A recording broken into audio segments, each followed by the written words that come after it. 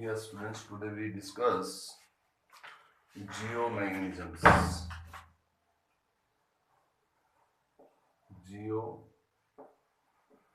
Geomagnetism, we can say earth magnetisms.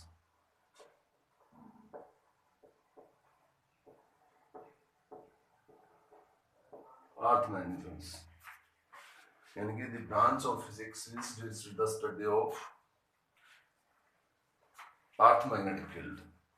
Geomagnetism क्या होता है? The branch of physics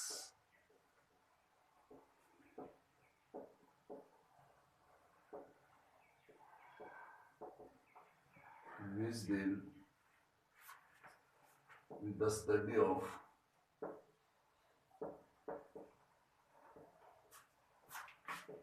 earth magnetic field.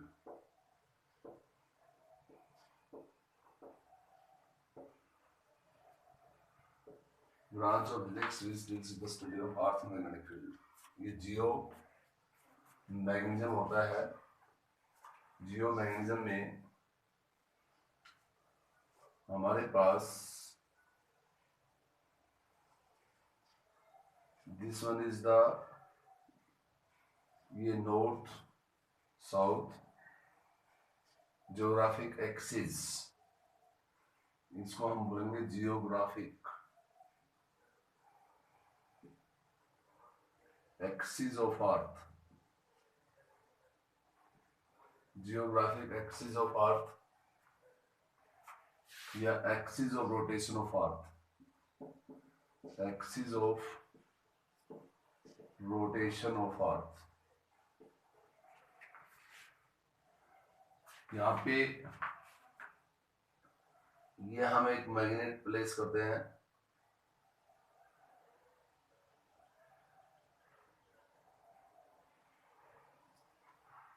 So ये magnet है. This one is the magnetic axis. ये south, ये north.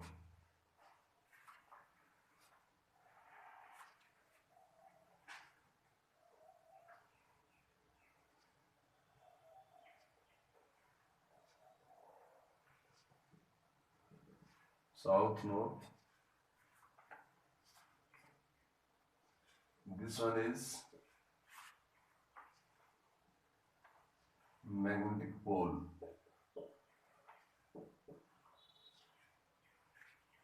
ये मैग्नेटिक पोल होते हैं. जैसे यहाँ पे है साउथ पोल,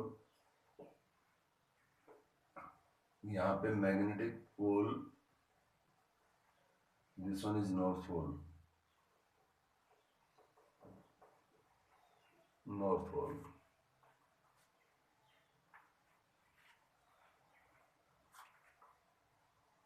यहाँ से field lines they start this one,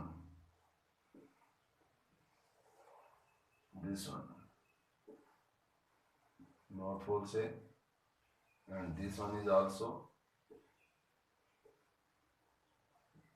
and this one is also same as on this surface we can draw.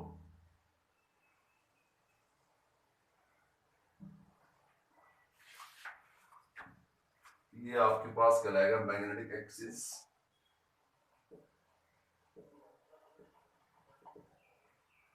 This one is the magnetic axis. ये जियोग्राफिक एक्सिस हो गया.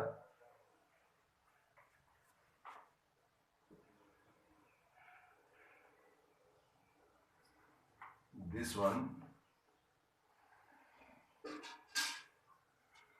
one is the geographic equator.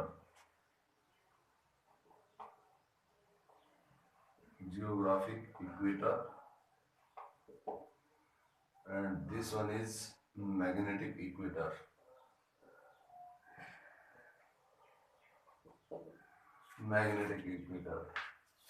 So geographic axis, the axis of rotation of Earth. What is geographic axis?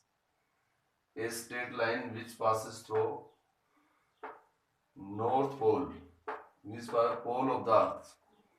A magnetic lines which एक straight line which passes through the pole of the earth, जो पोल of the अर्थ से जो पास करे, अर्थ के दो पोल है north and south, तो ये straight line which passes through the two pole of the earth, north pole and south pole, that is geographic axis of earth. Axis of rotation mean जो earth जो रोटेट करती है जिस axis में, geographic axis, इसको हम polar axis भी बोलते हैं। अब ये आपके पास जियोग्राफिक एक्सिस है। जियोग्राफिक एक्सिस के बाद आता है geographic meridian.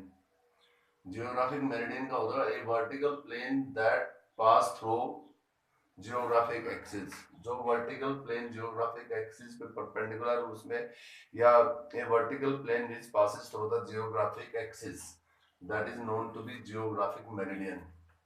Magnetic axis, the length of the magnet south to north, north to south जो लेंथ है मैग्नेटिक एक्सिस है, और a vertical plane that passes through the magnetic axis, that is known to be magnetic meridian।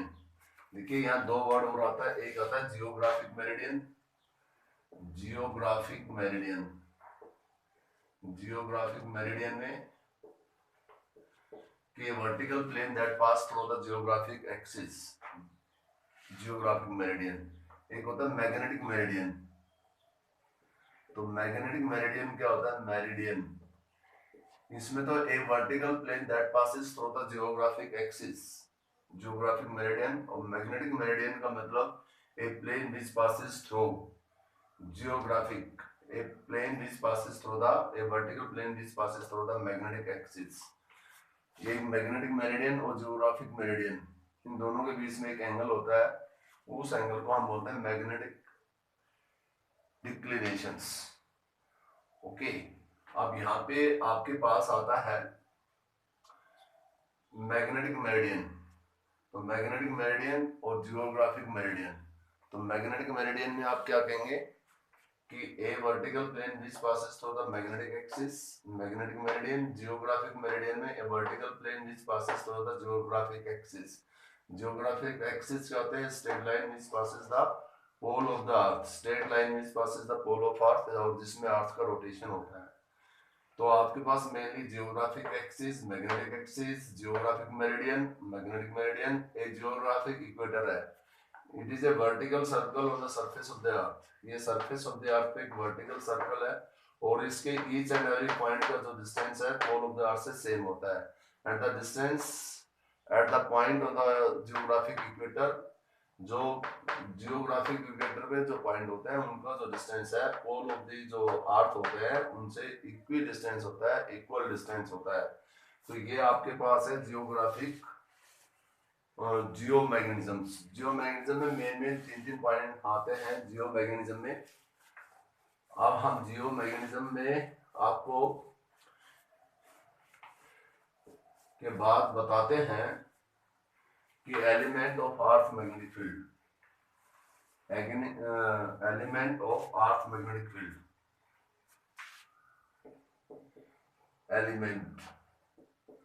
Element of earth magnetic field.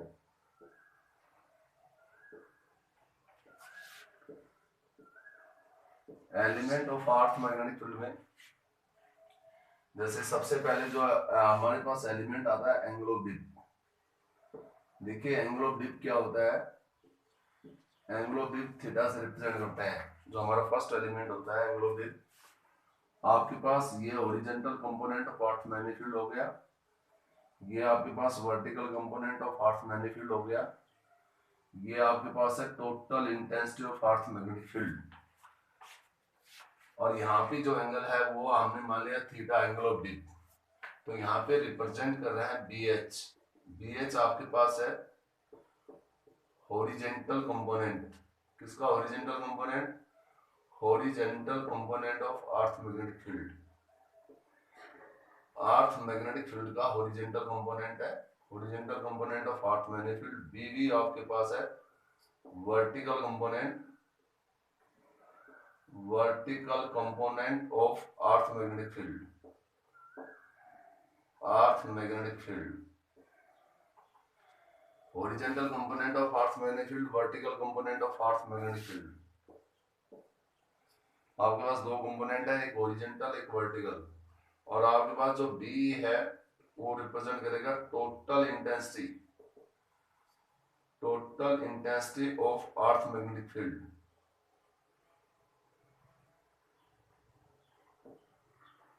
Total intensity of earth magnetic field. BH horizontal component of earth magnetic field, BB is the vertical component of earth magnetic field, B is the total intensity of earth magnetic field। ये total intensity है, तो इस total intensity का जो ये component होगा that is known to be BE cos of theta and that is known to be BB cos of theta। एक आपके पास हॉरिजॉन्टल कंपोनेंट होगा, एक आपके पास vertical component. Now BH horizontal component of earth magnetic field, BE total intensity of earth magnetic field है BE that is cos of theta and BB that is equal to BE sin theta। Now squaring and adding these two equation and BH का whole square plus BB का whole square that is equal to BE का whole square, और ये आपके पास बन जाएगा cos square theta plus sin square theta that is equal to 1 and BE is equal to what? BH का square plus BB का square। This is the total intensity of the earth magnetic field।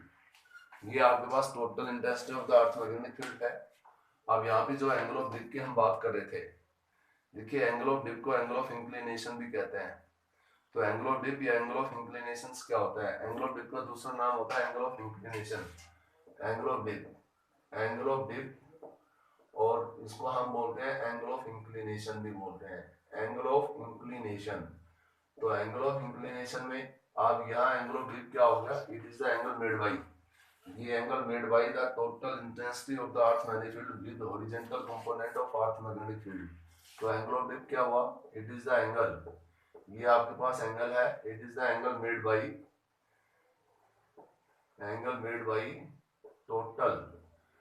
total intensity, it is the angle made by total intensity of earth magnetic field with horizontal component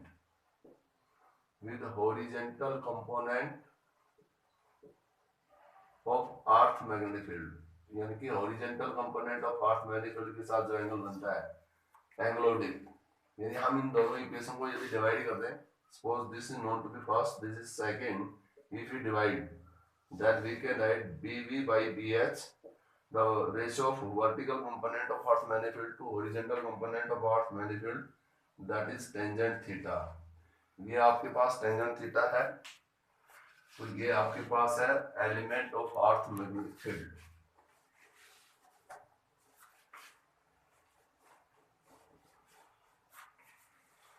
उसके बाद होता है magnetic डिक्लिनेशंस।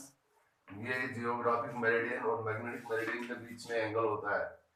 यहाँ पे आपके पास ये नॉर्थ एंड साउथ, यहाँ पे ये आपके पास मैग्नेटिक मेरिडियन, द एक्सिस, ये मैग्नेटिक एक्सिस वर्टिकल प्लेन जो इसमें पास करेगी वो आपके पास हो गए जियोग्राफिक मैग्नेटिक मेरिडियन। ये मैग्नेटिक मेरिडियन और जियोग्राफिक मेरिडियन के बीच में जो एंगल होता है इनके एक्सिस, ये आपके पास कहलाता है magnetic declination. This one is the magnetic declination. Magnetic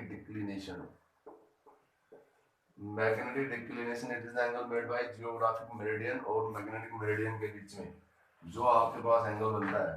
आप कोई भी वर्टिकल प्लेन ड्रॉ करते हैं, जैसे फॉर एग्जांपल यहाँ से यदि आपने कोई ये वर्टिकल प्लेन ऐसे यदि आपने ड्रॉ कर ली वर्टिकल प्लेन, तो यहाँ से ये आपके पास वाले मैग्नेटिक मेरिडियन, ये आपके पास जियोग्राफिक मेरिडियन, और इनके बीच में जो एंगल बनेगा that is what this angle is known to be magnetic डिक्लिनेशंस।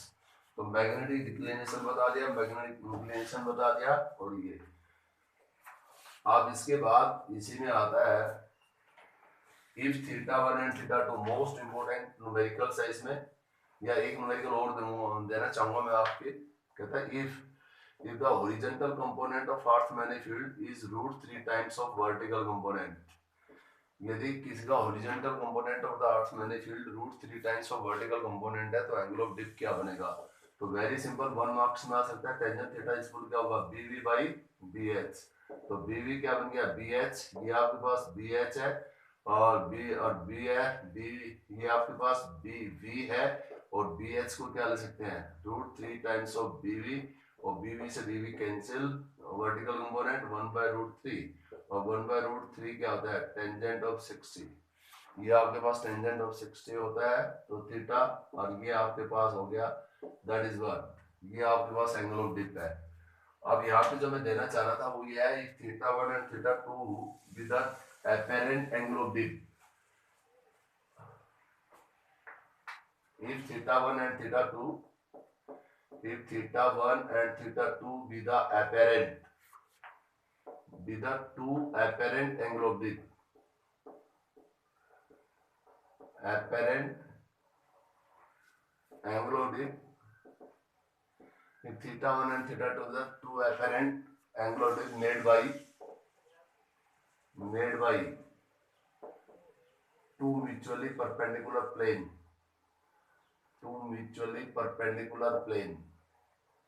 यदि θ1 θ2 with the apparent angle of dip made by two mutually perpendicular plane and theta is the true angle of dip, theta is the true angle of dip,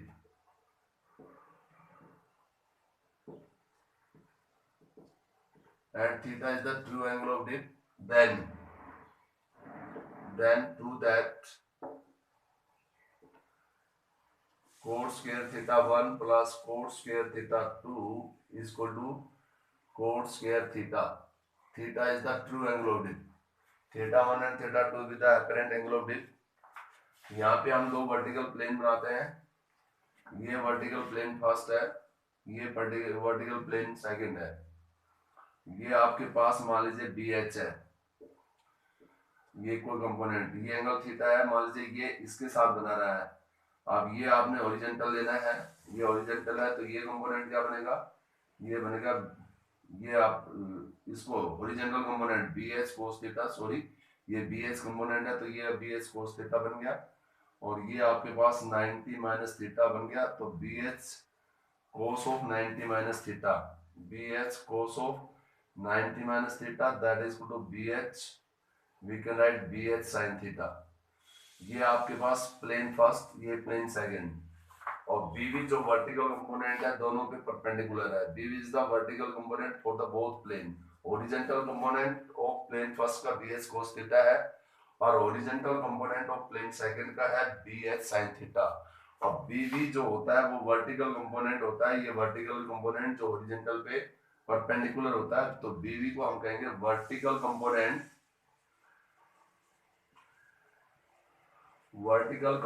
of the both plane, vertical component of the both plane,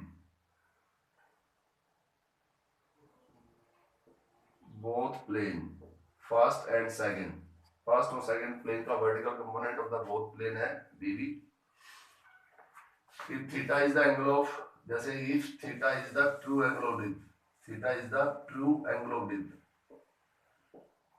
theta true angle of dip है, तो theta true angle of dip है तो हम यहाँ पे लिखेंगे tangent theta that is equal to vertical component BV by BH, ये true है, इसको we can write cot theta BH by BV, this is known to be the equation first.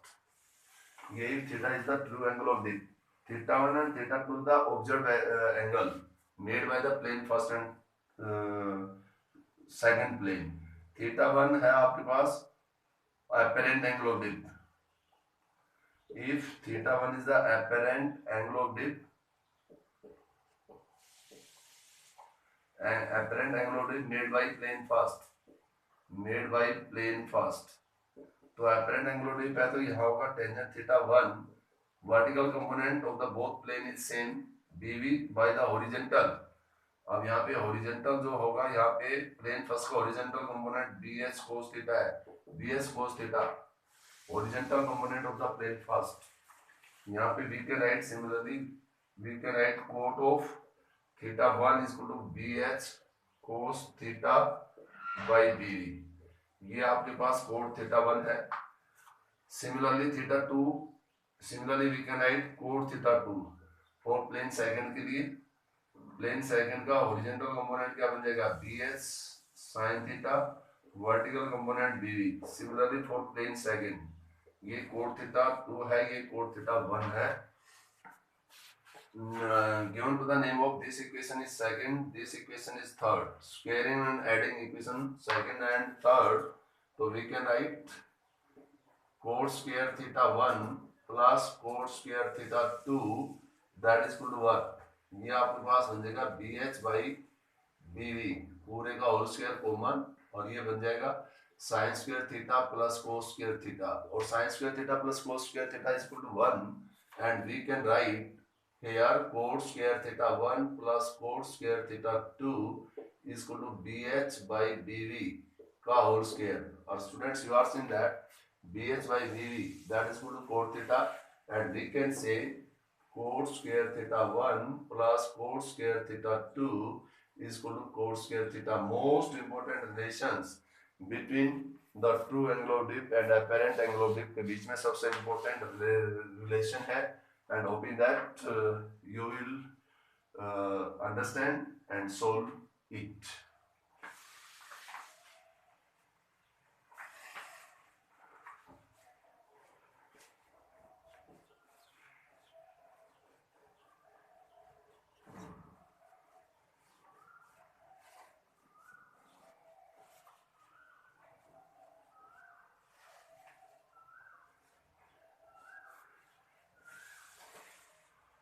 अब हमारा पॉइंट आता है टॉपिक इसमें न्यूट्रल पॉइंट। ये last topic of this unit neutral point.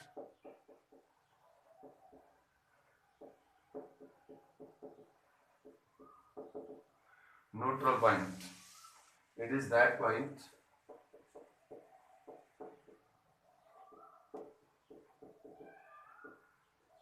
where net magnetic field is zero।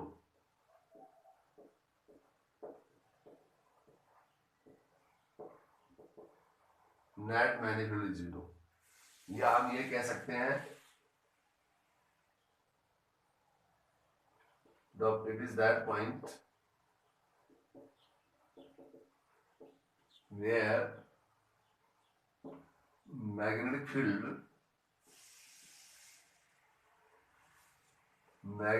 of bar magnet, या you can say current carrying